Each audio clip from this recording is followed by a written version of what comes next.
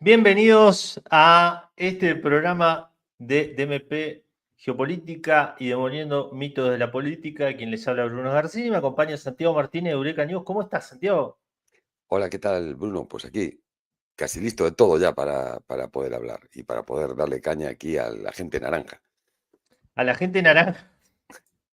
Ya, yo siempre digo que Trump ya está bronceado estilo La madre loco por Mary. Yo no sé si vos viste esa película de La madre loco por Mary, que tomaba sol con un coso de estos que te hacen de parasol para que te pegue todo el sol Sí, completo. Y la mujer que vivía en la Florida, Miami, no estaba morena, estaba morada prácticamente de tanto tomar sol la señora. pues sí, no me extraña. Está, está más naranja que nunca, Trump. Más, Más pero naranja que nunca. O sí, sea, sí, sí. Yo no sé quién, de verdad, sinceramente. Yo puedo comprender que no sean especialistas en estilo, pero yo supongo que un presidente de Estados Unidos debería de tener gente que le aconseja, ¿no?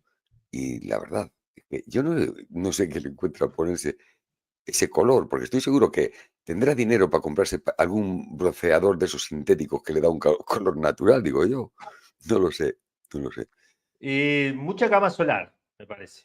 Mucha cama solar, mucho Mar del Lago, porque aparte de ese, siempre duerme en su residencia de la Florida, viste, que es ahí en la casa del Mar del Lago, que es un club privado. Dentro de un ataúd, ¿no? Como algunos. Sí, que además de todo, Mar del Lago, cuando él empezó la presidencia, la membresía por año salía $100.000 y ahora sale $1.000.000. Como pasa tanto tiempo por ahí, muchos funcionarios pasan tiempo por ahí, hay gente que paga $1.000.000 para verlos pasar o para ver si le saca algún negocio, ¿no? Ya se te tienen que caer los millones del bolsillo para pagar 1 millón.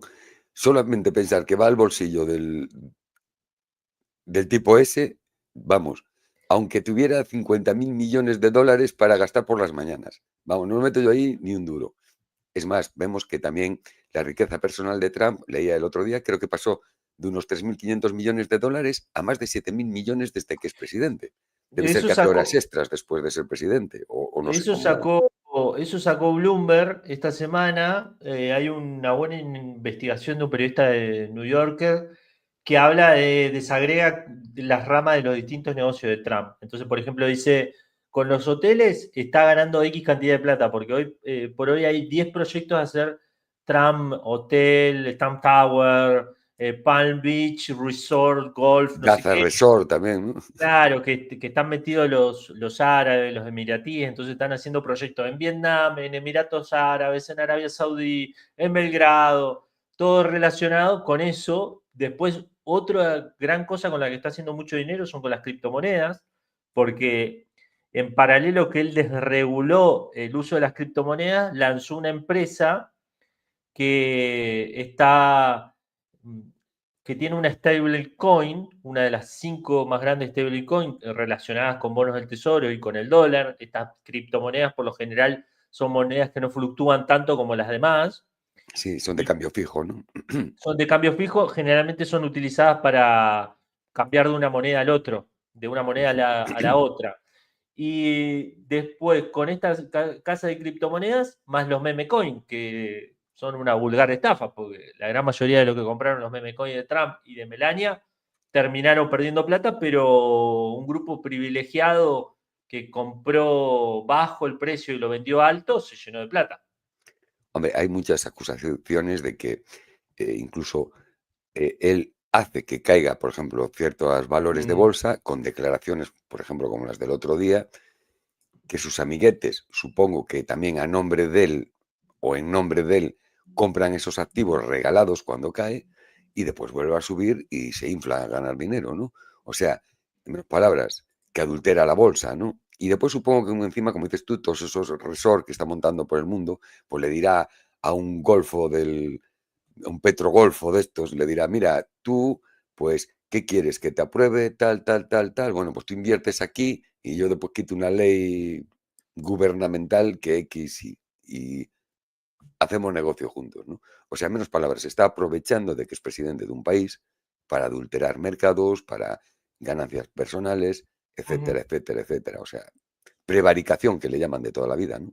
Sí, sí, es lo que vos decís. Aparte de todo eso, los negocios que tienen que ver con la venta de la marca Trump. Está vendiendo guitarra, está vendiendo Biblias, está vendiendo cinturones, está vendiendo muñecos, está vendiendo libros.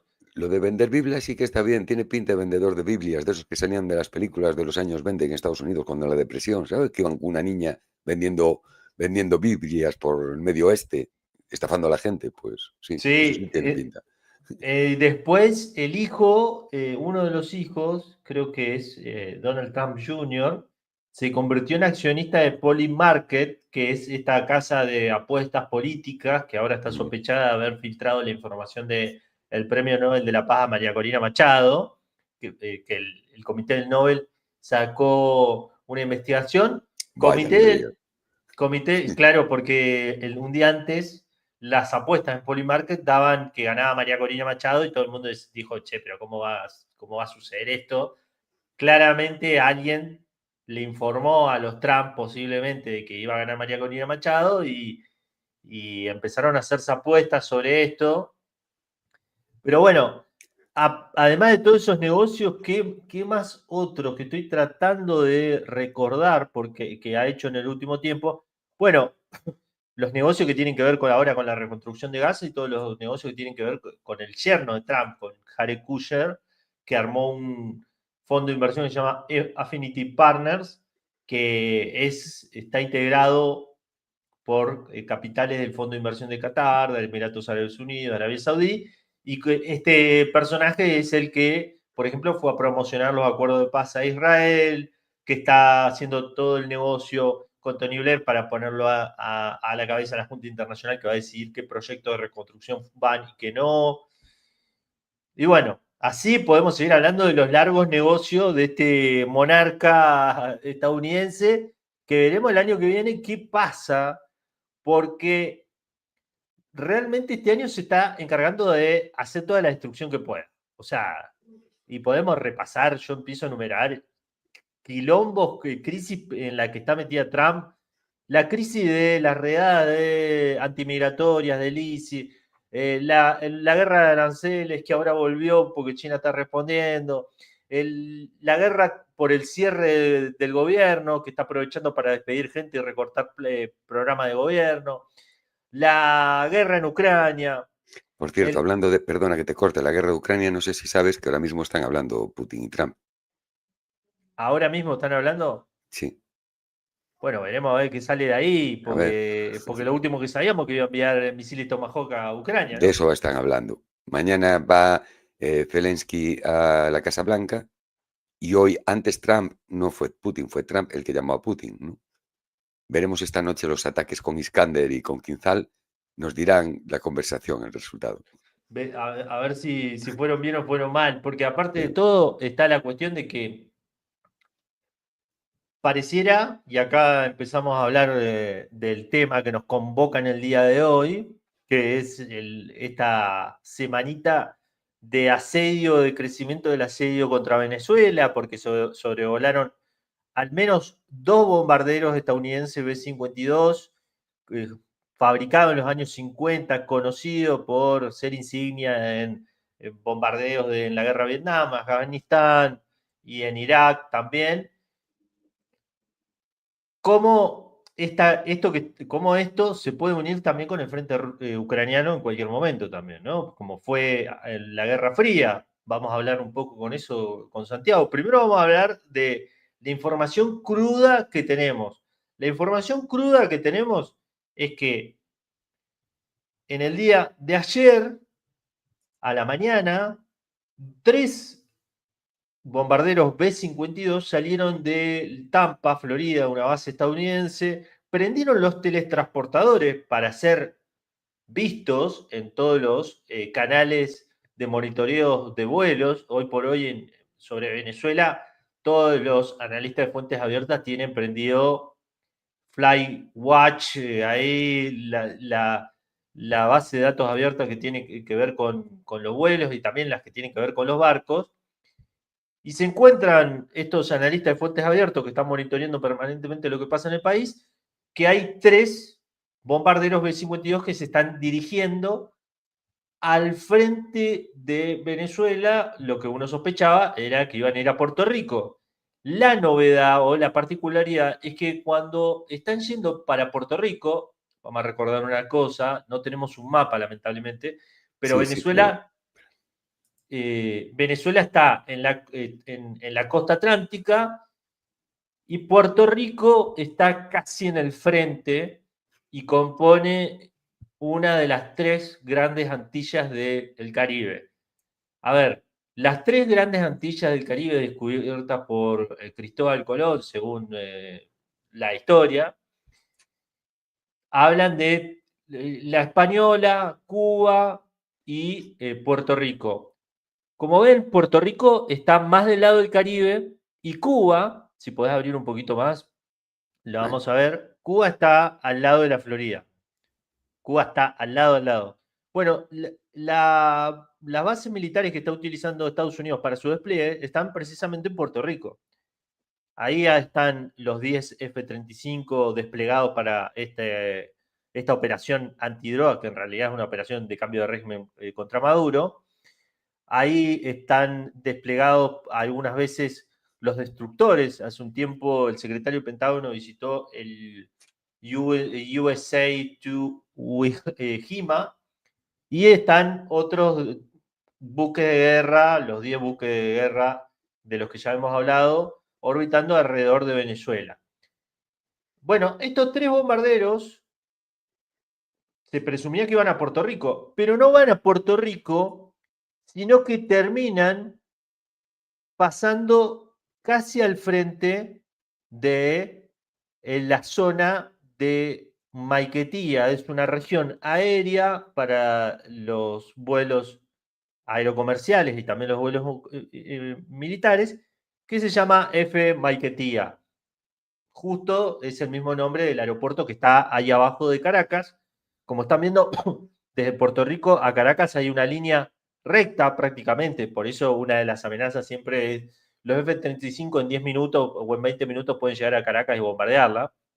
Siempre está ese mito o esta cuestión psicológica establecida en todo lo que tiene que ver con la operación militar contra Maduro, que es mantener el ciclo de noticias y el ciclo de la amenaza inminente, de apretar todos los dientes todo el momento para ver quién parpadea primero y si con la presión que le está haciendo Estados Unidos con los vuelos F-35 cerca del espacio aéreo venezolano constantemente, casi diariamente, y junto con este sobrevuelo de los bombarderos B-52, esperar a ver si algún militar venezolano buenachón con la operación de cambio de régimen dice, no, yo no quiero que bombardeen Venezuela, voy a darle un golpe a Maduro. Bueno, no estaría dando resultados, pero el último acto de intimidación y de amenaza es el sobrevuelo de estos bombarderos B-52 casi en la zona de Maiquetía. Y no estuvieron un ratito, sino que fueron los 3 en dirección para Puerto Rico, después dieron la vuelta en el mismo espacio aéreo, posiblemente llevando aviones que le suministraban combustible, y después empezaron a dar vueltas, y se dirigían para cerca del espacio aéreo, estuvieron a 50 kilómetros del espacio aéreo venezolano, justo al frente de Caracas, y estuvieron yendo y viniendo constantemente en un acto de intimidación claro, diciendo podemos llegar hasta acá. Alrededor de 2 horas estuvieron estos B-52 Strange Force, creo que se llama, corregime vos, Stratoforce. Stratoforce, Mira, una que... cosa, un Uh-huh, dato que puede ser interesante. A Rusia le hacen igual, tanto en la costa del Pacífico como en el Báltico. ¿Qué hacen los B-52? Se dirigen en dirección a la frontera rusa y cuando están a eso, a 30, 40 kilómetros del espacio aéreo ruso, hacen como si tiraran misiles, en este caso pueden ser, por ejemplo, Tomahawk, que son los que más suele usar el B-52, y giran, y vuelven a hacerlo, y vuelven a girar. Es un juego como, uy, que te tiro, uy, que te disparo, sí, uy, sí, es, sí. es muy peligroso. A lo mejor con un país como Venezuela, el peligro está en que Venezuela levante al aire los Su-30, que lo hizo, por cierto, y que, bueno, pues puede haber un roce, un ataque, un derribo. Sí, Contra sí, Rusia es más sí. peligroso porque igual los rusos se lo pueden tomar en que le van a tirar misiles nucleares y la película es otra, ¿no? Pero que es el típico juego de la Fuerza Aérea estadounidense contra países rivales. Sí, y que fue tomado, obviamente, por los opositores a Maduro como una demostración de fuerza, impresionante, de que en cualquier momento a Maduro lo pueden atacar y que Maduro está asustado y esto y el otro. Justo paralelamente, cuando sobrevuelan estos bombarderos, está llegando un avión con deportados de Estados Unidos. O sea, esta es la bizarriada o la situación paradójica que hay, que mientras que Estados Unidos está con estos juegos de guerra alrededor de Venezuela, sigue enviando inmigrantes deportados y sigue dando permisos para explotar petróleo o gas cerca de Venezuela o en las costas de Venezuela, porque le acaba de dar un permiso para operar el campo Dragón, que es un campo importantísimo en términos de gas, a Trinidad y Tobago y Shell, en aguas que son compartidas con Venezuela. Es un proyecto entre la petrolera triniteña, Shell y PDVSA, con el compromiso de que lo que se genere no va a ir al gobierno, sino que va a ir a proyectos sociales, supuestamente. Pero bueno, paradójicamente se hacen estos juegos de guerra, en el mismo momento que está llegando este avión de deportados, no aterriza, vuelve para Puerto Rico y termina aterrizando unas horas después cuando ya estos sobrevuelos de los bombarderos se van, hacen hacen una forma en el dibujo que es una forma o de fuck you o de otro tipo, a propósito también que imagínate ayer cómo estuvo la campaña de operación psicológica diciendo Venezuela no reaccionó, el gobierno venezolano no reaccionó, está débil, ta, ta, ta. Ahí vemos que hace un dibujito, no se ve tan bien, ponele, pero como que hace un dibujo de un miembro viril, o Sí, sea, como si fuese una operación de gente de 15 años, realmente. Y quedó ahí, pero no quedó ahí del todo, porque obviamente que toda esta situación es como demostrarte, ahí viene el coco. Esto es como, ahí viene el coco, ahí viene el coco, ahí viene el coco, o ahí viene el lobo, y después cuando viene el lobo, nadie se lo esperaba. Una cosa así es, porque sí, nosotros hemos hablado, Santiago, de que gran parte de la operación tenía que ver mucho con intentar desgastar y generar permanentemente ciclos de sobrevuelo cerca de Venezuela, radares, bombardeo lancha y circulación de tensión, buque de guerra. O sea, como que tensión permanente sobre exponer sobre exponer todas las fuerzas militares a acciones que la distraigan de otros tipos de tareas, y esto va en el marco de lo mismo, ¿no? En paralelo, además, a que la semana pasada tomó todo mucho más color cuando fue nombrada Premio Nobel de la Paz María Corina Machado. O sea, que todos agarramos y dijimos, bueno, nombran a Premio Nobel de la Paz a la persona que está pidiendo que bombardeen su país, en cualquier momento ahora que lo legitimaron que legitimaron a esta líder, que ahora la entrevistan como premio Nobel, no la entrevistan como líder de la oposición venezolana. Bueno, el bombardeo de Venezuela parece inminente, ¿no? Pero siguen pasando los días y sigue sin pasar nada también. Eso es algo bastante llamativo, porque yo por ahí lo puedo relacionar con que Estados Unidos puede ser una de las hipótesis. Esta semana estuvo dedicado a todo lo que fue Gaza, sigue dedicado a todo lo que tiene que ver con el quilombo interno que hay en Estados Unidos. Y no me queda mucho más porque realmente hay una gran incógnita de qué sigue ahora. Esta semana se bombardearon a otra lancha más y hay una gran discusión interna en Estados Unidos dentro de los congresistas, de los demócratas que han propuesto limitar los poderes de guerra que se autoadjudicó Trump para hacer esta operación. Porque recordemos una cosa, esta operación, o cuando se hace uso de fuerza en el extranjero, por lo general, lo que tiene que hacer el presidente es utilizar una causa que tenga que ver con algo ya sancionado, un piso legal ya sancionado por el Congreso de Estados Unidos, como por ejemplo cuando ataca a Al Qaeda o el Estado Islámico, que son hoy considerados organizaciones terroristas internacionales que atentan contra la seguridad nacional. Hay una ley hecha en los tiempos de George Bush que le da poderes de guerra especial a cualquier presidente que quiera atacar a algún liderazgo de estas organizaciones terroristas. Se quiere trasladar lo mismo a estas organizaciones criminales terroristas, entre comillas, tiene una denominación por parte de Estados Unidos, pero no está suficientemente probado y no hay una ley de Congreso que normalice o legalice este tipo de ataques.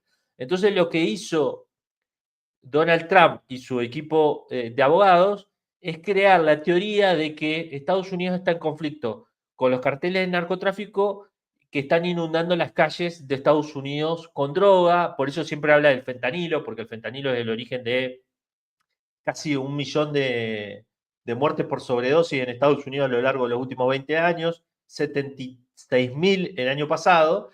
Entonces, claro, el hecho de decir, estamos peleando contra los carteles de narcotráfico y son una amenaza porque nos están atacando al inundar de droga a nuestro país. De hecho, por eso siempre dice que las lanchas que van para Trinidad y Tobago son lanchas que detienen la droga que va para Estados Unidos, pero obviamente que eso lo están criticando los demócratas diciendo no nos han presentado una prueba en las reuniones secretas que tenemos, confidenciales que tenemos con los miembros del Pentágono, no nos han dicho quién iba en esas lanchas, no nos han dicho qué droga se ha agarrado, no nos han explicado prácticamente nada y la semana pasada se votó una moción para limitar los poderes de guerra de Estados Unidos que perdió en el Senado por solamente 2 votos. Solamente 2 votos. Sí, pero yo hago una pregunta, Bruno. Muy bonito, o sea, un presidente de Estados Unidos no puede atacar a otro país ni declarar una guerra sin permiso del Congreso, que al final, en el fondo, es de lo que hablamos. Pero algún demócrata le dijo, ¿por qué asesina a personas extrajudicialmente sin pruebas? Porque eso es un delito. Es Y lo está que es lo cometiendo el que, presidente de Estados Unidos. es que es No lo que pasa están nada. diciendo, es lo que están diciendo muchos medios de comunicación. Esta semana la vimos hasta Hillary Clinton diciendo, pero bueno, ¿qué pruebas tenemos de que esas lanchas llevaran droga? Podrían ser lanchas de crucero, podrían ser lanchas de pesca, no tenemos ningún tipo de prueba. O Acá, incluso balseros venezolanos escapando del dictador Maduro yendo bueno, junto de las fuerzas americanas, por decir algo, bueno, ¿no? hay un reporte de un canal de televisión de Trinidad y Tobago que dice que unos grupos de por lo menos 2 jóvenes triniteños fueron asesinados en el bombardeo de estas lanchas que no tenían nada que ver con el narcotráfico, sino que estaban volviendo de Venezuela en una de estas lanchas rápidas. Si tenés el mapa ahí, lo podemos ver con claridad porque podemos ver la zona donde estaban bombardeando. O sea, es zona que está muy cerca de Venezuela y que es una zona generalmente de contrabando y de ir y venir de la gente. Si vemos ahí, Trinidad y Tobago está pegadísimo a Venezuela. Pegadísimo, pegadísimo. Acercarlo un poquito más, porque quiero mostrar una cosa. Bueno, ahí ven, más para el lado de Venezuela. A ver, San Juan. Ta, ta, ta. Sepárame. Bueno, por ahí, por la costa esta que estamos viendo, por esa península, de ahí salen casi todas las lanchas que van para Trinidad y Tobago. Es todo muy cerca realmente. Ujú. Anda un poquito más para arriba, ahí a donde dice Carúpano, por Aquí ejemplo, 15 kilómetros. Carúpano, todo eso. Y ellos están bombardeando en aguas internacionales con el permiso de todos los gobiernos del gobierno de Trinidad y Tobago. O sea, muchas lanchas están saliendo de por ahí, de la costa oriental, arriba de la península, que ven que es prácticamente está al lado. Entonces, y después si podés separar un poquito, porque ahora vamos a explicar también, busquemos República Dominicana, por ejemplo, porque hay uno de los buques bombardeados que iba para República Dominicana, por ejemplo. Eso vemos está un poco más lejos. También otra cosita que aprovecho que está el mapa acá. Los estadounidenses quieren desplegar, ya estuvieron desplegando algunos ejercicios militares en Trinidad y Tobago, que están muy cerca de Venezuela, quieren desplegar un radar en Granada, que es la isla que está un poquito más encima de Venezuela, que la ves ahí, es la primera, y un poquito más arriba que no se ve, quisieron hacer lo mismo, estuvo de gira el jefe del Comando Sur por Antigua y Barbuda, que vas a tener que acercar un poco más el mapa porque ahí no te aparece, ahí está, ¿la viste? Espera. Está Ah, ujú. ahí. Exactamente. Como ven ahí, muchísimas gracias por este mapa, porque la verdad es clarificador para todo el que quiera saber que este vendría a ser el triángulo de los que quieren apoyar. El triángulo no, porque Antigua Barbuda gobierna Gastón Brown, un gobernante que es primer ministro, que pertenece a la alternativa bolivariana de las Américas y que es un gobierno que está en contra de cualquier tipo de intervencionismo, ya rechazó de plano cualquier tipo de pedido de instalar cualquier tipo de contingente militar. Guyana está participando, pero está mucho más lejos de Venezuela. Eh, y ahí vemos cómo se quieren instalar en Granada. Aparte en Granada, en el mismo aeropuerto que lleva el nombre de Maurice Bishop, el primer ministro barra presidente que en los años 80 fue derrocado por los estadounidenses cuando ocuparon Granada con la división de paracaidistas, en el mismo aeropuerto que ellos quieren instalar un radar, ¿no? Más arriba, si querés, podemos marcar Puerto Rico, que ahí está, la ves, y vamos viendo dónde está el despliegue. El gran tema acá es que ellos tienen apostado todo eso alrededor de ahí. Puerto Rico está la gran mayoría de los soldados. Están, supuestamente, el último reporte es que hay 10.000 soldados estadounidenses en Puerto Rico, hubo 8.000, y tienen 2.000 en uno de los barcos, en uno de los 10 buques de guerra que son fuerzas de tareas especiales. Mientras que del lado colombiano, y ahí podemos, del lado colombiano, no hay, salvo organizaciones armadas, no hay colaboración del ejército, que esto podría haber sido, la verdad, si esto hubiese ocurrido hace 7 años para Maduro hubiese sido un problema Uh, muy grande, la verdad, estaría porque rodeado. estaría rodeado por un gobierno como el colombiano, que en ese momento era por Iván Duque. Está bien que Colombia tiene un conflicto interno, entonces no puede meterse en una gran guerra porque inmediatamente, imagínate, se van 50.000 soldados colombianos para un conflicto con Venezuela, los grupos armados van a hacer un mondongo para tomar Bueno, y dame. Pero ahí en Colombia, que lo ven en la franja occidental, hay un operativo militar de los dos lados por parte de la Fuerza Armada colombiana y Fuerza Armada venezolana que no le permite a Estados Unidos avanzar o tirar vuelos desde esa parte. O sea, porque Colombia no le permite utilizar el espacio aéreo para ir hacia Venezuela. Esto no es un problema en el sentido de que no pueden, por ejemplo, ahí hacer grandes ataques o grandes operaciones para Maracaibo, que si querés podés ahí acercar a Maracaibo y vemos un poco, ahí está el lago y en el lago está una de las partes, digamos, o sea, una de las partes más ricas históricas de Venezuela, más abajo, me parece que es. Ahí. Entonces, en esa parte, que es donde está la gran mayoría, una gran reserva de petróleo que serviría para ocupar y tener recursos naturales para sostener algún tipo de posición, tampoco pueden hacerlo con apoyo de Colombia. Y si querés, podemos ir al Amazonas, donde en este momento hay un ejercicio, se va a desarrollar el ejercicio Atlas de Sí, Brasil, un poquito más para la... A ver, ah, ahí, eso. Ahí, para el lado de Colombia. Para el lado de... Ahí ujú. podemos ver Roraima. Yo no sé si está marcado bien. Ujú. ¿No? La frontera. Sí, sí, la frontera, pero por el lado de Roraima. Ahí Ah, vemos por aquí, vale, Guyana. vale. Ujú, Ahí aquí, vemos Guyana. Ahí vemos el Amazonas. También es una zona muy complicada en términos de presencia de grupos armados. Es decir, tiene realmente esta operación solamente entra por el Caribe, solamente se puede hacer con el apoyo de hoy por hoy en soledad de Estados Unidos, porque no hay otro contingente militar de otros países que esté aportando soldados. Se ha hablado con Argentina, se ha hablado con Ecuador. Ecuador que está en el medio de un conflicto interno, entonces no tendría sentido que Ecuador mandara soldados, pero bueno, el presidente de Ecuador ya. es un furibundo militante de pro Estados Unidos, pro FMI, ni hablemos de Además, Javier Milei. Ni hablemos de además Javier Milei. hace unas pesas y ya se siente el tío fuerte para ir a Sí, atacar.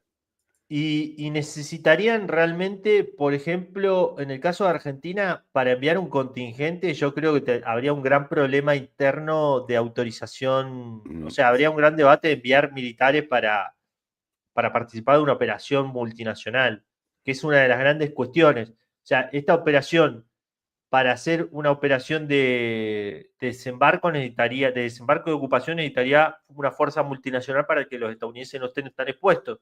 Entonces, como Brasil no participa, que es la fuerza militar más poderosa de América Latina, Argentina no participa, Ecuador no participa, Colombia no participa, y solamente Honduras, te quedan pequeñas islas que no tienen grandes ejércitos, solamente tienen posiciones cerca de Venezuela, se descarta de primer orden cualquier tipo de posibilidad de que haya una incursión y una ocupación.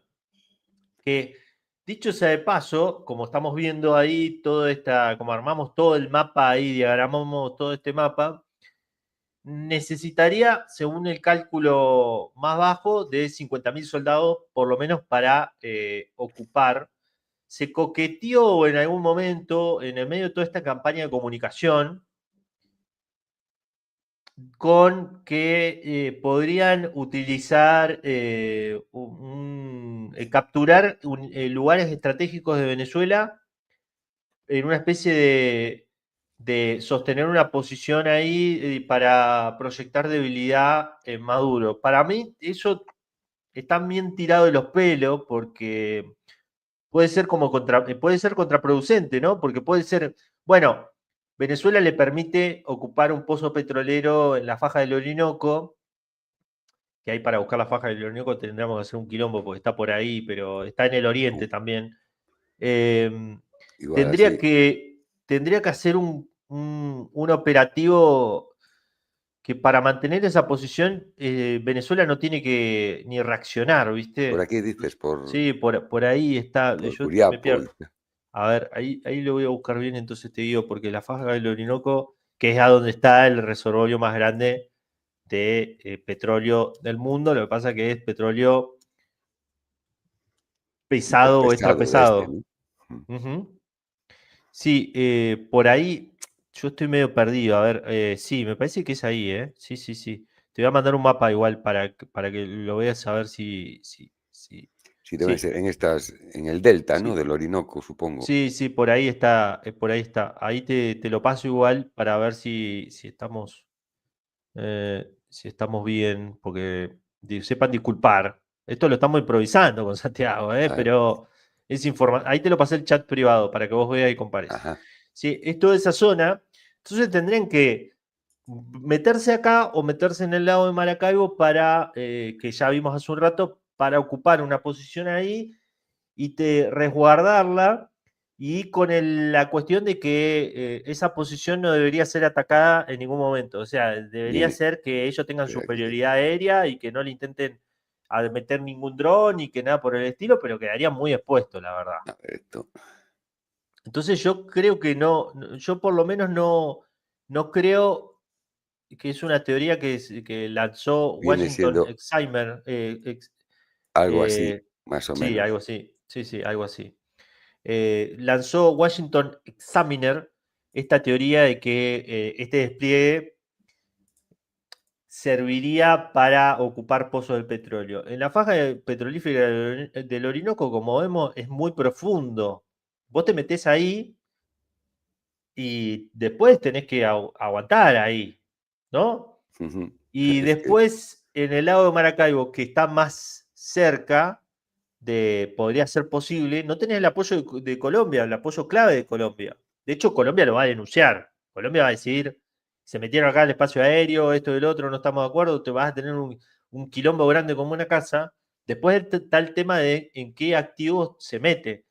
En Maracaibo está, por ejemplo, el campo Boscat de Chevron, que es uno de los campos petroleros que más petróleo genera en Venezuela. Ponele que Chevron aceptaría que ocupen ese pozo petrolero. Ponele. O sea, yo lo veo muy eh, descabellado. Hasta mira, ahora lo más posible es lo que estamos viendo ahora, que continúe esta campaña, que no sé qué, que esto y el otro. Pero bueno, ahí tenemos un mapa de posibilidades, entre comillas, o del despliegue a esto que estamos viendo, que no deja de ser una operación medio rocambolesca, porque siguen solamente bombardeando lanchas, ¿no? yo lo que estás diciendo de ocupación de puntos, de lo que sea militarmente, eso es una locura. O sea, es imposible. Y no hace falta tener enfrente un ejército fuerte. Simplemente bandas armadas, como hacen en Oriente Medio, o como haría Hamas, por ejemplo, por decir algo, o el ISIS, ¿no? Con poco más que fusiles de asalto y cohetes antitanque, es que ¿cómo mantienes tú aquí, como dices tú, en Maracaibo, una posición? ¿Cómo alimentas esas tropas? ¿Cómo? Es que, a ver, Sí, sí. eso sería una carnicería y bueno, y ahí en Maracaibo es difícil, pero ya ni te cuento aquí, como dices tú, en la delta del Orinoco, en la franja Sí, del sí, que Orinoco. esto, que ahí lo estás viendo todo eso Es selva, es selva, ya, mira, sí. solo estar allí, sin que te ataquen. Mantener allí 10 o 15.000 tipos sin ser atacados, eso ya es un despliegue logístico. No, y aparte de todo, si llega a morir, si llega a ser alcanzado a ver, llega a volver un cadáver en bolsa un soldado estadounidense, Ya imagínate está. la crisis política interna que va a tener Estados Unidos. No, militarmente es imposible. Lo que pueden intentar, creo yo, lo único que pueden intentar es bloquear el país por mar, pero claro, lo tienen muy difícil porque, a ver, con toda esta frontera que tiene Venezuela, con un montón de países, unas fronteras selváticas, es como un colador eso. ¿Cómo cierras eso? A ver, desde Colombia, como dices tú, tendrías, por muchas bases que tenga en Colombia, tienes que meter ahí miles y miles de soldados para poder cerrar verdaderamente esa frontera. Con Brasil ya ni te cuento, ¿no? Toda la selva amazónica, a ver, ¿cómo haces, no? Y solamente con un bloqueo marítimo, hombre, le vas a hacer mucho daño a Venezuela, indudablemente, no puede Sí, pero exportar, no puede importar. Pero el bloqueo marítimo también es medio, sería difícil, Santiago, ¿sabes por qué? Porque hoy por hoy el 90% del petróleo que vende Venezuela va a China. Entonces vos vas a tener que atacar un buque petrolero que claro, posiblemente tenga bandera china o sea un petróleo que está ya fletado, pagado por China. Entonces es una escalada que a Estados Unidos también lo expone en otros teatros a recibir palo. Lo claro, mismo, o sea, esto ya sucedió cuando, por ejemplo, en el 2020 se hizo un despliegue que no fue tan grande como este frente a Venezuela, un despliegue marítimo del Comando Sur, también con la misma excusa de lucha contra el narcotráfico, y en ese momento se bloquea la compra de combustible, de gasolina, a una filial de Rosneft por parte de la administración Trump. Eso genera escasez de combustible y Maduro manda a un empresario amigo que se llama Alex Saab a Irán a contratar ujú, el envío de 8 buques petroleros iraníes para destrabar la escasez, sobre todo en el centro del país.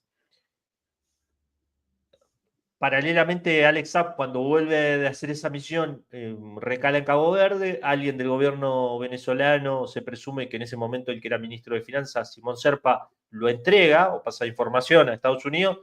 Se lo detiene con una supuesta alerta de Interpol que no existía, se lo demora, hasta que se lo extradita a Estados Unidos. Es intercambiado el año pasado por Maduro a cambio de estadounidenses que estaban presos en Venezuela. Entre ellos, por ejemplo, los que habían intentado matar o capturar a Maduro con la ujú. misión Gedeón en 2020.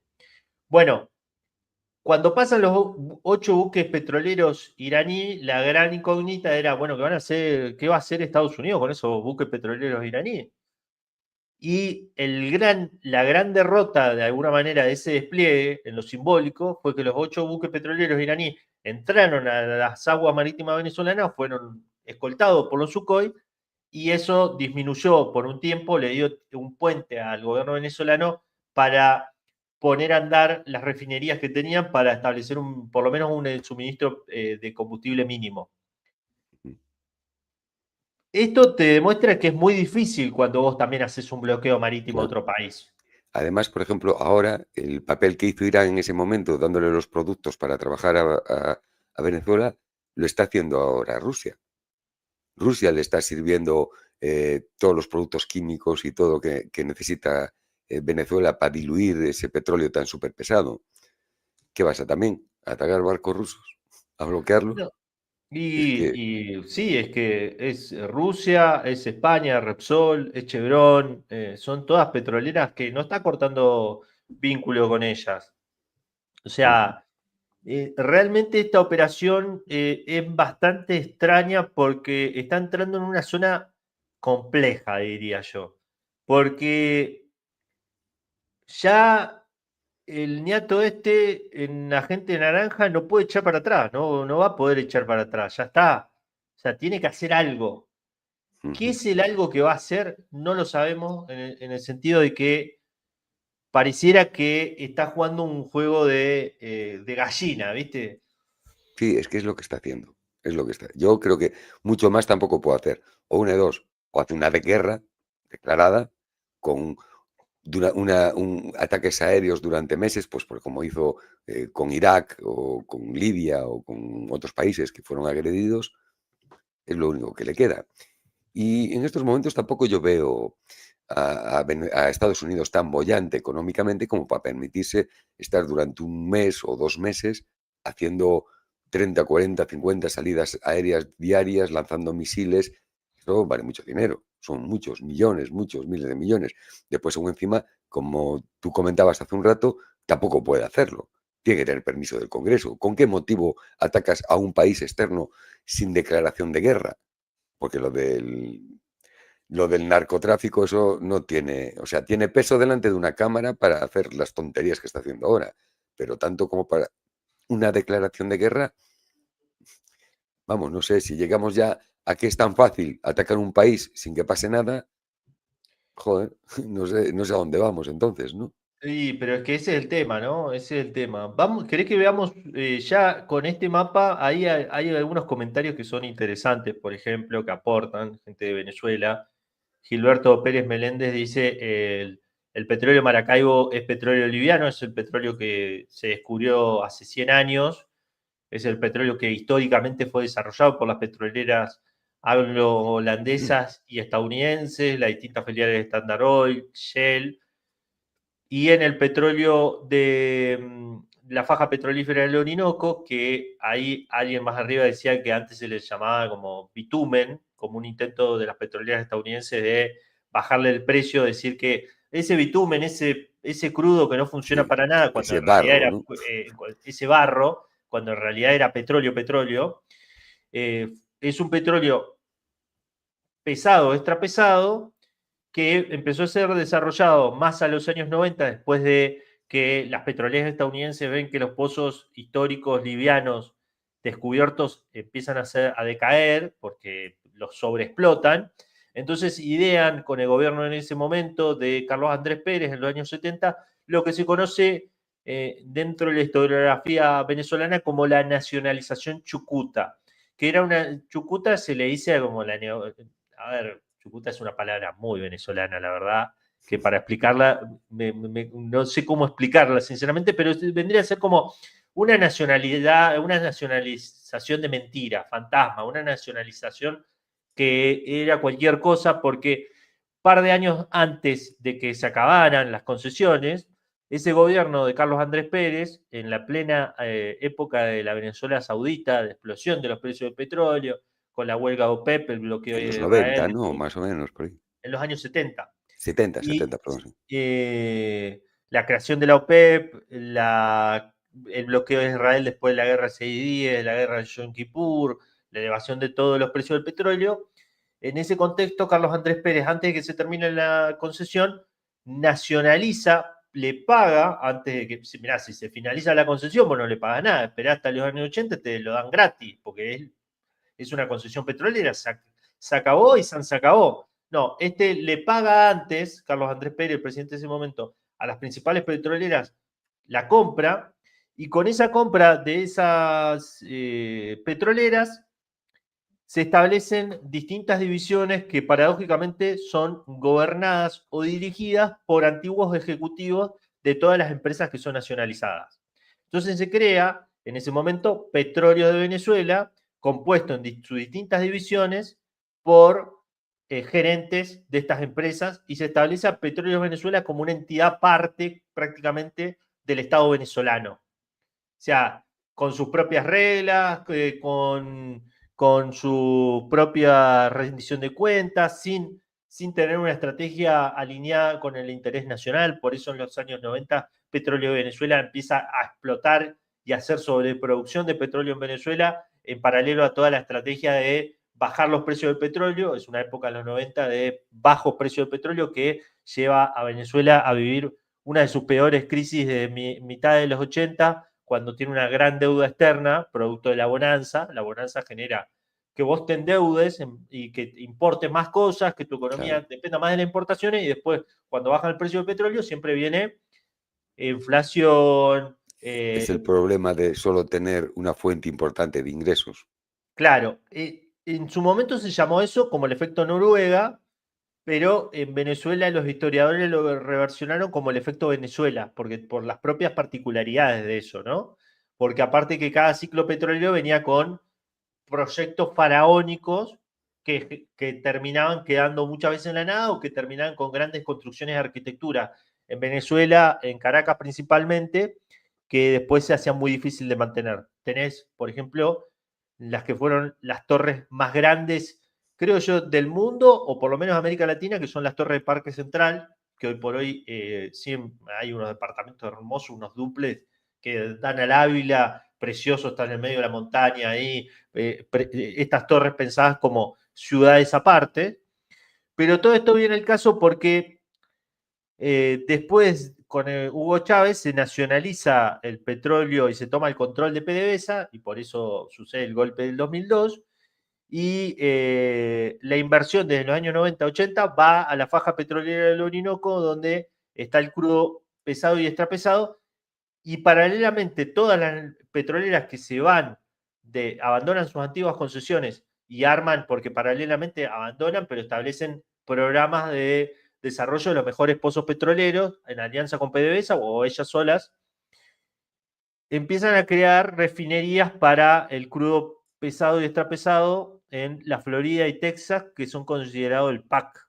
Entonces, hoy por hoy, esto explica cómo, por ejemplo, hay un lobby muy importante dentro del gobierno estadounidense, liderado por Richard Grenell, el enviado especial para Venezuela, de petroleras o empresas que tienen refinerías en este PAC, presionando para que el gobierno estadounidense normalice las relaciones con Maduro, porque gran parte de ese petróleo no está siendo procesado ahí o está siendo comprado por otras vías a través de terceros o se lo está quedando China, que ya preparó refinería de crudo está pesado hace bastante tiempo, ¿no? Y lo Ujú. mismo por ejemplo, Singapur, que tiene también su propia refinería de crudo está pesado. Así que hice esta larga cosa para explicar algo que vamos a ver un poco ahora, que es que la semana pasada también lo que llamó mucho la atención es una nota de New York Times que tenés por ahí, que... No, dejemos el mapa y vamos hablando, me parece, porque es más ilustrativo, ¿no? Sí, Si, si quieren ver los titulares, los vemos, pónganlo en los comentarios, pero bueno, en la semana pasada el New York Times publicó que Maduro había ofrecido supuestamente a Richard Grenell, esto no está confirmado por el lado del gobierno venezolano, mayores facilidades a las empresas energéticas estadounidenses a cambio de que se fueran empresas chinas, empresas iraníes de Venezuela. Eso supuestamente es lo que ofreció Maduro y Trump agarró y dijo no y cerró las conversaciones con Maduro, enojado supuestamente, según el New York Times, porque Maduro no está aceptando su demanda de que se vaya del poder pacíficamente, entre comillas, y no está viendo que haya un quiebre interno. Bueno, obviamente que esto deja a Grenell, que es el que representa a todas las petroleras de las que estamos hablando, relacionadas con el negocio en Venezuela, sin un interlocutor para arreglar, desescalar este conflicto. Grenell, por ejemplo, en el medio de todo este despliegue, había dicho en una reunión de la CEPAC, un comité de ultraderecha del Partido Republicano, que se hizo la Conferencia de Política de Acción Conservadora, que es un foro internacional financiado por grandes donantes estadounidenses que se hizo en Paraguay, que había una posibilidad de hacer una negociación para que no se produjera una guerra, en el medio de todas las declaraciones de Marco Rubio, del jefe de gabinete de Donald Trump, Stephen Miller, que son los partidarios más acérrimos de este conflicto, y eso generó un ruido importante dentro de la administración Trump, así que Trump decidió momentáneamente sacarlo del juego a Richard Grenell, o sea, que no se comunique más con Venezuela, y es lo que prendió las alarmas mientras que se dio el Premio Nobel de la Paz a María Corina Machado, que me gustaría conocer tu opinión de eso, porque fue bastante llamativo, ¿no? Porque, a ver, se lo han dado a Kissinger, se lo han dado a Obama, se lo han dado a cada paquete, pero es bastante llamativo que los últimos premios Nobel se lo han dado a activistas rusos, activistas iraníes, y ahora María Corina Machado, que es una persona que activamente no está hablando de paz, está hablando de necesitamos construir una amenaza creíble para que el régimen se caiga, necesitamos cortar todos los flujos económicos de Venezuela para que el gobierno se caiga y estamos a favor de que intervenga en Venezuela. No critica que se detengan a los venezolanos por tiempo indefinido en la cárcel de máxima seguridad de El Salvador, no ha criticado los bombardeos ad hoc a las lanchas rápidas por parte de este despliegue, y ella es ultra partidaria de la línea más guerrerista en este momento de Estados Unidos. pues sí, es un premio Nobel de la Paz belicista, muy, muy belicista. Y es más, no es belicista contra otro país, sino contra su propio país y su propio pueblo. Hay indicios de corrupción, de que se robó dinero. Bueno, supongo que terminará subiéndose a algún banco en algún lado y proclamándose presidenta de Venezuela para ser el segundo presidente de Venezuela nombrado a dedo, después del tipo ese que se llamaba Guaidó, ¿no? Es una auténtica vergüenza. Vemos como el premio Nobel simplemente es un arma política que utiliza el imperio para premiar o para tener una base, ya no jurídica, porque eso no es una base jurídica, pero sí moral, ¿no? Pues, por ejemplo, para atacar Venezuela, porque hay un premio Nobel venezolano que es jefe de un partido de la oposición que pide que se le haga todo eso a Venezuela. Por lo tanto, le da un cierto marco moral que no legal, ¿no? Eso es para lo que sirve el Premio Nobel de la Paz. Por eso a mí me hace gracia cuando ahora contabas tú al principio del programa de que el jurado del Premio Nobel de la Paz se sentía ofendido, que cómo habían filtrado, que había sido María Corina la elegida, quién había sido, quién había filtrado eso. Venga, por favor, ahora te las das tú ¿de qué? ¿De qué? ¿De honrado? ¿Qué me cuentas? ¿Quién te mandó darle ese premio a Corina Machado? Porque no sobrarán en el planeta Tierra personas que merezcan más el Premio Nobel de la Paz que la tipa esta. A ver, mi Sí, vecino de enfrente, por ejemplo, que es una muy buena persona, se lo merece bastante más. A ver, no, yo lo que decía, por ejemplo, es los periodistas de Gaza se merecen un Nobel de la Paz, lo están bombardeando, lo están asesinando, los médicos de por Gaza, ejemplo, es pero que sobra gente que se merezca un Premio Nobel de la Paz en todo el planeta. y que aparte de todo, inmediatamente ella lo gana, empieza como su rueda de entrevista con medios de comunicación, empieza como su ofensiva de carisma para vender esta operación, porque ella es Claro, la pata civil de esta operación militar. Y empieza a decir cosas muy locas, como por ejemplo, no, yo no estoy pidiendo una invasión, yo estoy pidiendo que nos liberen. sí, sí, sí. Que lo liberen cómo. Y claro, que nos liberen a bombazo, porque aparte de todo, hay la falsa creencia de que, bueno, lo van a bombardear a Maduro Y no y pasa nada, eso, solo como, muere Maduro y su régimen, ¿no?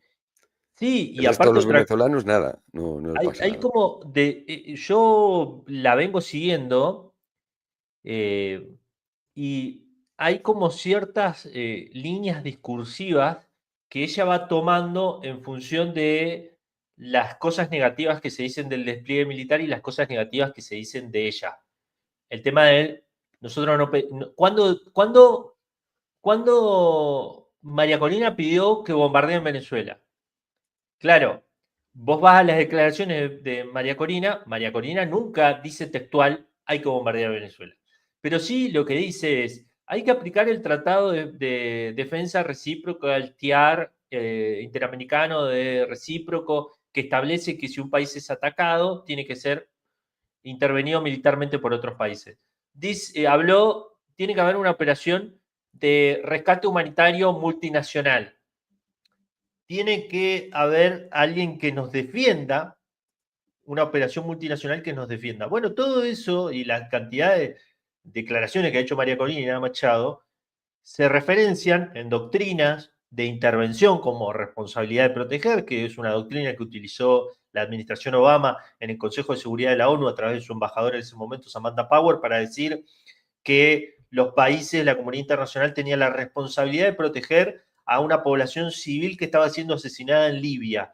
Y esta doctrina, con fines humanitarios de protección de esos supuestos civiles que estaban siendo asesinados, que en gran parte era una insurrección militar islamista, porque que hoy está más que claro, ¿no? Porque hay una parte de Libia que está gobernada por fuerzas islamistas y otra parte por un general que antes era informante de la CIA, que vivía en Langley. Bueno, ella está citando la misma doctrina que se justificó la intervención en Libia. Entonces, dice, nosotros no pedimos que invadan Venezuela, nosotros pedimos que liberen Venezuela, porque Venezuela ya está invadida de cubanos, está invadida de Hezbollah, está invadida de iraníes, y construye también toda una fantochada de, de Venezuela como hub criminal transnacional de los países del eje del mal que actúan en Venezuela para accionar contra la política estadounidense. En un momento se hablaba, por ejemplo, de que Maduro, a través del foro de San Pablo, estaba derrocando o haciendo protestas al gobierno, ¿no? En 2017, 2018, 2019, que fueron momentos álgidos de protesta en América Latina, la gente estaba saliendo a protestar.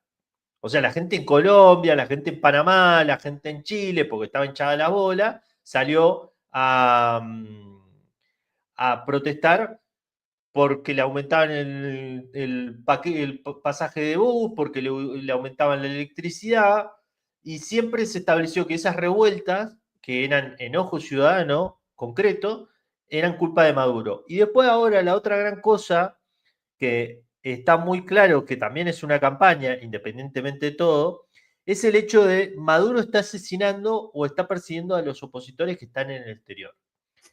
Que yo no voy a romper bandera por el gobierno venezolano, pero, a ver, uno de los casos principales, por ejemplo, es el asesinato de un ex militar venezolano que se llama Ronald Ojeda en Chile. Esto es un caso de un tipo que va a la frontera con Colombia con un otro ex militar venezolano, que ellos salen de Venezuela y empiezan a participar en células organizadas para introducirse en el futuro en Venezuela y armar un ejército regular e intentar tomar las principales bases de fronterizas. Él intenta meterse en Venezuela para participar en una operación que iba a ser de toma de bases para intentar generar el derrocamiento de Maduro. Con el colega que va con él es arrestado y él escapa y pasa Colombia, Ecuador y vuelve a Chile. Y en Chile es secuestrado por un grupo armado, que se ve en un video que hay un grupo armado, y es enterrado y asesinado. Bueno, la Fiscalía de Chile y el gobierno chileno tienen la teoría de que Maduro, a través del Tren de Aragua, lo asesinó. Pero está todo medio agarrado de los pelos porque cuando vas a ver supuestamente la confesión de alguien que agarraron, un miembro de esta banda, después el otro miembro que supuestamente cometió el hecho es agarrado en Costa Rica, pero no declara nada de esto. Y aún así, el gobierno de Chile dice supuestamente habría sido Diosdado Cabello. Y el año pasado decía que había sido alguien cercano no, a Tarek William Saab, Tarek el Aizami, un ex líder chavista que está preso en este momento por actos de corrupción, que dicho sea de paso, era la figura que más estaba relacionado con sospechas de casos de narcotráfico, por ejemplo. Es decir, que el principal figura del chavismo que estaba relacionado con casos de narcotráfico está preso. Y todo el caso está montado sobre sobre una teoría que está basada en supuestos, porque vos no podés decir, che, esta conspiración vino de Venezuela, tal, vos tenés que tener una prueba contundente. O sea, no te sirve únicamente que tengas a alguien que Claro. vos lo agarraste, lo apresaste, confesaste, dijo lo que vos querías que dijera y supuestamente fue asesinado por el régimen de Maduro que está matando opositores en el extranjero. Esta semana hubo un atentado contra dos activistas opositores en Colombia, en Bogotá, que fue duramente atacado el gobierno de Petro. Inmediatamente dijeron lo mismo, sin ningún tipo de prueba. Y esto no es menor porque se va como construyendo, entre comillas, como la teoría de que un cartel criminal que tiene brazos transnacionales, que tiene el brazo transnacional que puede llegar a Estados Unidos a través del tren de Aragua, que tiene el brazo transnacional del cartel de los soles, o aliados del Foro de San Pablo, fantasmagórico, un gobierno que en Venezuela pasó 5 años, 6 años sin poder levantar la economía. O sea, ese mismo gobierno que no pudo levantar la economía en 5 o 6 años, aparentemente es lo suficientemente ducho para armar grandes problemas en el extranjero. O sea, y el tren de Aragua, porque Trump está sosteniendo dentro de toda su narrativa, de Maduro nos mandó a sus peores criminales para aquí, para Estados Unidos, sus criminales del tren de Aragua, liberó a la gente que estaba en los institutos de salud mental, como recrear este imaginario de Scarface. Recordarán ustedes que en Sí, Scarface, cuando Fidel le mandó toda la borralla, por decir algo así, que había en Cuba allí, ¿no? Queréis claro, cubanos, ¿no? Pues cuando aplicó Estados Unidos estas visas, ahora no me acuerdo cómo se llama, este estatus especial que tienen los cubanos, que cubano que pisa a Estados Unidos, en ahora me balsa, parece ya en que balsa o en tienen, cualquier tipo puede decir, yo soy perseguido político en Cuba, e inmediatamente tiene un estatus legal. Entonces, intentar recrear ese imaginario de una organización como el Tren de Aragua, donde el Tren de Aragua era muy poderoso en Venezuela. El Tren de Aragua llegó a tener el negocio indirectamente con el béisbol venezolano, llegó a estar metido en grandes negocios y lentamente el gobierno venezolano lo fue echando y de hecho ocupó una de las cárceles donde estaban operando los líderes del Tren de Aragua, principalmente el Niño Guerrero, que se escapó, que no sabemos dónde está, pero lentamente son agarrados en distintos lugares y la misma inteligencia de Estados Unidos, hay un memorándum del Centro de Inteligencia Nacional que dice el Tren de Aragua no es dirigido por Maduro, no tenemos prueba de que sea dirigido por Maduro. Y el cartel de los soles es lo mismo, no hay prueba de que existe un cartel de los soles. O ujú, sea, sí, es como, a ver, es como decirte, en España, el tráfico que hay tiene convivencia con agentes de la Guardia Nacional, no la Guardia recuerdo, Civil, la por Guardia ejemplo. Civil. Bueno, uno agarra a esos agentes de la Guardia Civil que están participando de esos actos de colaboración o complicidad con los carteles del narcotráfico, entonces uno dice, existe el cartel azul de la Guardia Civil. Sí, y que lo dirige Pedro Sánchez. Y lo dirige Pedro Sánchez. Y lo dirige Pedro Sánchez. O, por ejemplo, en Colombia, todos los militares que participaron o permitieron que funcionaran unidades paramilitares, narcoparamilitares, esos pertenecen a un gran cartel de narcotráfico. O sea, si vos aplicás la misma regla para todos los países, te termina quedando que todos los países tienen inmensos carteles de narcotráfico, entonces. Claro, claro. Es como lo de las lanchas. Es como si ahora yo pues me pongo a pasear por un barrio de Detroit donde venden droga, por lo tanto yo ya soy narcotraficante, por lo tanto te puedo ejecutar. O sea, son estupideces. Y bueno, todo esto que estás contando, que hay aquí algún comentarista que habla que si el gobierno de Maduro, de acuerdo, yo no voy a defender el gobierno de Maduro porque eso lo tienen que hacer los venezolanos, es su problema. Aquí estamos hablando del imperialismo de Estados Unidos y de la injerencia.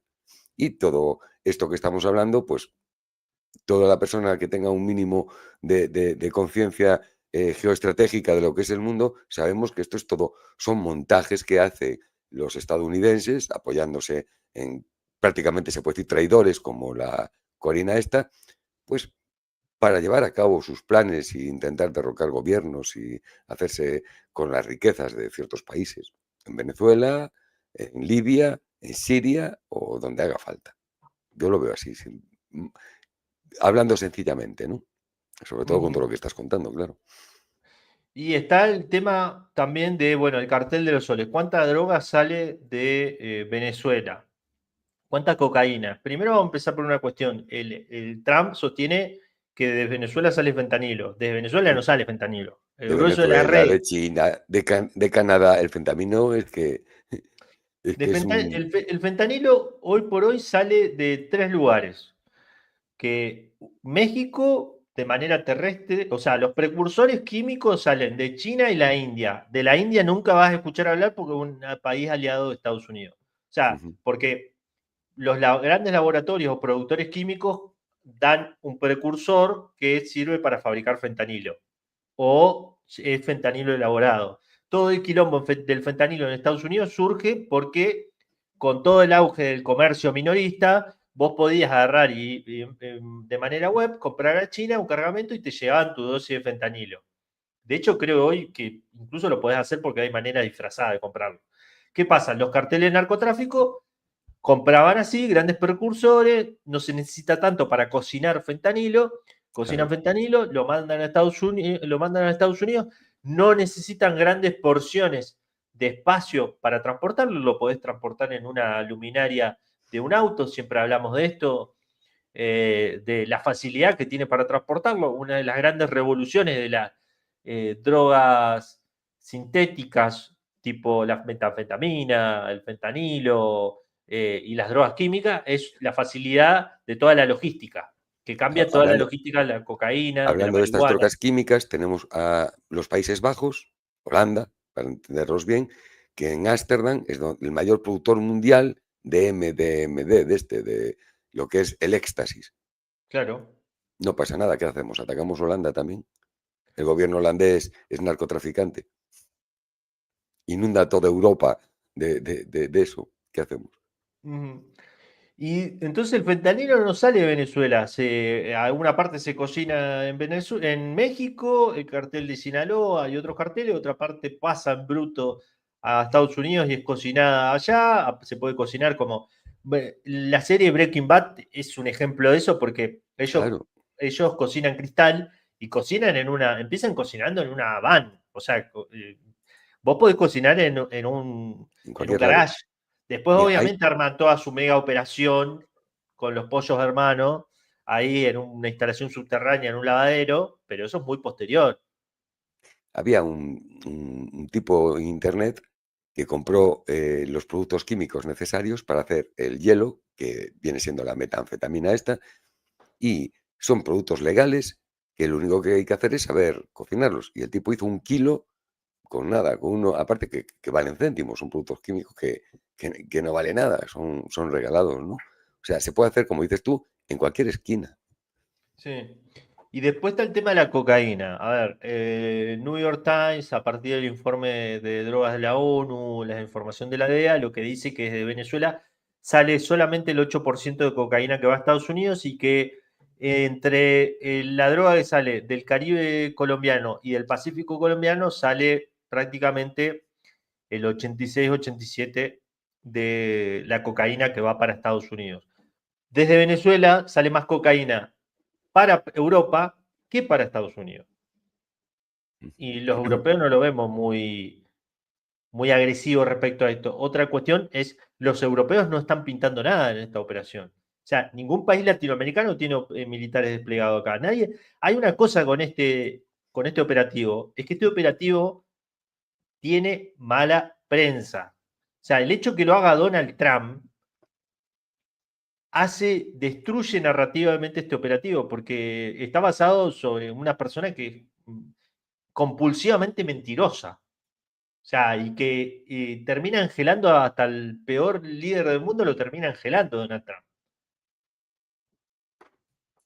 Es- Y bueno, ¿qué nos queda de esto para ir cerrando un poco? Que entre los escenarios que hay hoy por hoy, y vamos a ir cerrando acá, reeditando un poco lo que venimos haciendo los últimos programas que hablamos de Venezuela.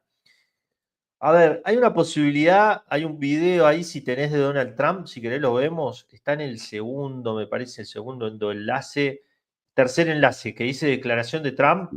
Vamos a ver la declaración fanfarrona de Donald Trump y ahí hacemos el balance y cierre de este programa porque ya se viene la hora donde se convierte en calabaza el auto ¿verdad? de Santiago Martínez. Este, Sí, es sí. ¿no?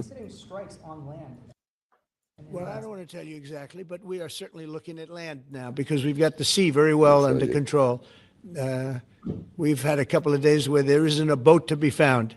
And that I view that as a good thing, not a bad thing. But we had tremendous amounts coming in by boats, by very expensive boats. You know, they have a lot of money, very fast, very expensive boats that were pretty big.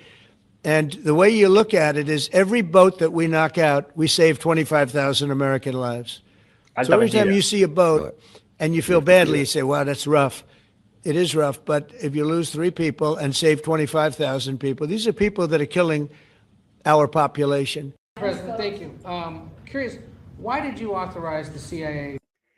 Lo que está claro es que si tan claro y tan seguro está de que llevan droga en esos barcos, porque no los captura teniendo ahí a la 8ª flota y todo lo que tiene ahí 4.000 marines y no sé qué más, porque no captura una pequeña lancha, los captura, los lleva a juicio, demuestra que eran traficantes, demuestra las conexiones, porque al tener detenidos unos narcotraficantes que está probado que traficaban, pues se monta un caso y a partir de ahí le daría un encuadre jurídico y un cierto derecho. ¿Por qué no lo hace? Porque a lo mejor es todo mentira, no sé. Porque es todo mentira, porque aparte de todo, ni siquiera se preocupa por llevar a la Guardia Nacional Costera, que está desplegada más en el Pacífico, donde va el grueso de la droga, que es la que está más preparada para procesar exactamente lo que vos decís, ocupar los barcos, decomisar y detener y procesar a la gente. O sea, pero hay otra cosa que dice ahí que en un hecho insólito en la historia mundial, la CIA anuncia una operación encubierta en Venezuela. And is there more information you can share about these strikes on the alleged? Well, I can't do Porque no that, tienen ni but que I disimular, authorize people for 2 simplemente reasons, really. voy a meter allí a la Number CIA y a one, they have derrocar al emptied their gobierno. prisons into the United States of America. They came in through the, they came in through the border. They came in because we had an open border policy. And as soon as I heard that, I said, a lot of these countries, they're not the only country, but they're the worst abuser. And they've entered they've allowed thousands and thousands of prisoners, mental institution, people from mental institutions, insane asylums, emptied out into the United States. We're bringing them back. but that's a really bad, and they did it at a level that probably not, many countries have done it, but not like Venezuela. They were down and dirty. And the other thing are drugs. We have a lot of drugs coming in from Venezuela. And a lot of the Venezuelan drugs come in through the sea, so you get to see that. But we're going to stop them by land also. Does the CIA have authority to take out Maduro? Oh, I don't want to answer a question like that. That's a ridiculous question for me to be given. Not really a ridiculous question, but wouldn't it be a ridiculous question for me to answer? But I think Venezuela is feeling heat, but I think a lot of other countries are feeling heat too. We're not going to let this country, our country, be ruined because other people want to drop, as you say, their worst. They have given us their worst. And I can tell you, we've taken care of the sea. There's nobody, and we're watching. We're watching. Bueno, acá hay varias cosas que en algunos medios estadounidenses están citando respecto a estas declaraciones, respecto a la especulación de lo que puede hacer Trump. Primero que es insólito que la CIA anuncie una operación encubierta, eso nunca he visto. Bueno, porque es que volvemos a lo mismo que lo de los B-52. Es intentar meter tensión, presión al gobierno. Y bueno, como decías tú, que algún general venezolano, entre algún soborno que pueda recibir y la presión de verse él también metido como víctima de toda esta trama, pues vaya contra el gobierno e intente un golpe de Estado o cualquier cosa que se le ocurra. Yo ya no sé ni qué pensar de esta gente, ¿no? Sí. Yo creo que ese es el plan. Algo que dice político, y vamos a ir cerrando, Santi, porque me parece que ya se te va haciendo tarde a vos, es que lo que Trump se preocupa mucho en no etiquetar esta operación anti-Maduro para no, si no funciona, no quedar pegado, y que su objetivo es un régimen, un cambio de régimen de bajo costo en donde no se aplique la regla Potemkin-Barr creada por Colin Powell, el secretario de Estado de George Bush en la invasión a Irak, que dice que si destruís un país, según esta regla, lo has comprado y eres responsable de la estabilización de seguridad después. Es decir, el gran tema acá, con todo esto, y yo creo que acá esto termina disuadiendo un poco a Trump, es que si se pasa de mambo Trump, el costo puede ser mayor que la ganancia si no es derrocado Maduro.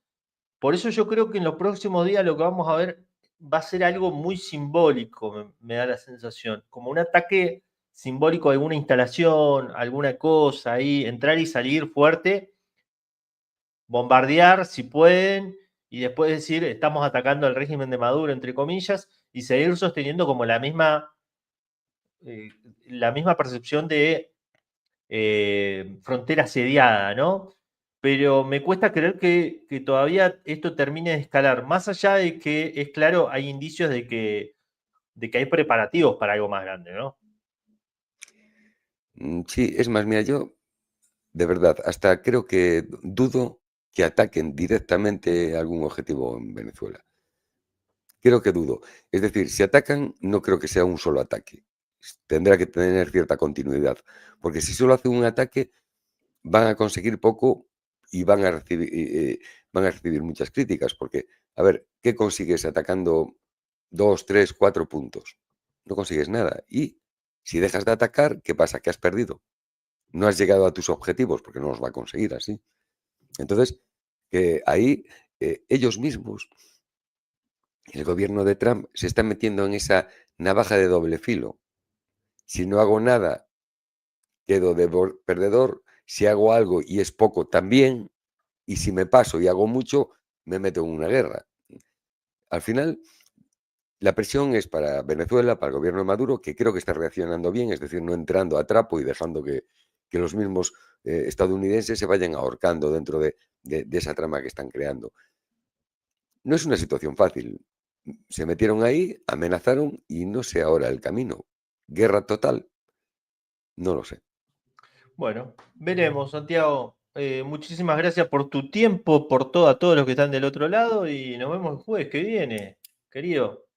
Pues muy bien, encantado de estar como siempre contigo, Bruno, con todos nuestros espectadores. Y bueno, esta noche no va a estar Adrián Celaya, que está de viaje. Posiblemente grabemos su programa mañana y lo subamos.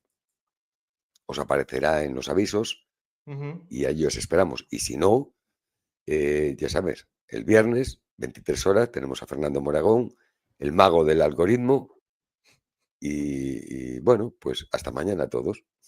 Hasta mañana. Chao, chao.